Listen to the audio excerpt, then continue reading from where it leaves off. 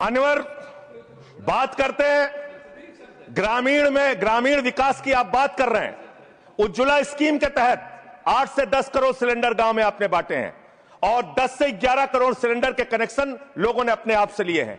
21 crore cylinder के connection गांवों में हैं।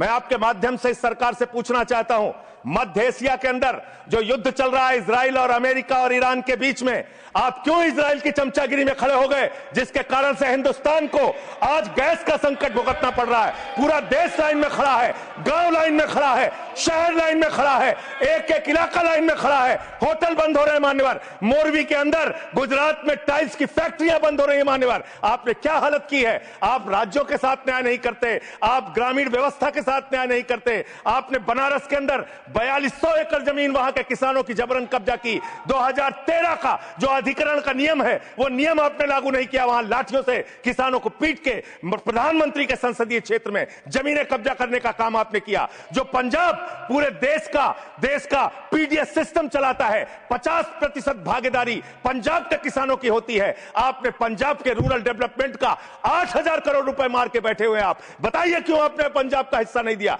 क्यों आप वहां के साथ सौतेला व्यवहार कर रहे हैं। बताइए इस देश को और पंजाब के लोगों को। वहां पर बाढ़ आई, आप भी गए थे मंत्री जी वहां पे दुख जताने के लिए। आपने वहां की भयावह परिस्थितियों को देखा था, बावजूद इसके 1600 करोड़ रुपए की मदद आपने घोषित की थी। 16 पैसे आपने पंजाब को नहीं दिए। 16 पैसे, यह आपकी दुर्भावनापूर्ण नीति है जो राज्यों को भुगतनी पड़ रही है, जो देश को भुगतनी पड़ रही है। और ग्रामीण विकास के नाम पर आपने इस देश के गांव में रहने वाली जनता को लगातार धोखा देने का काम किया है, लगातार उनको ठगने का काम किया है। चाहे वो आंगनबाड़ी की स्कीम हो, आंगनबाड़ी की कार्यकर्तियां, हर काम में उनको आप लगा देते हैं, लेकिन आप उनको पैसा देने के नाम पर आपको हंसी आएगी, हंसी आएगी, हंसी आएगी।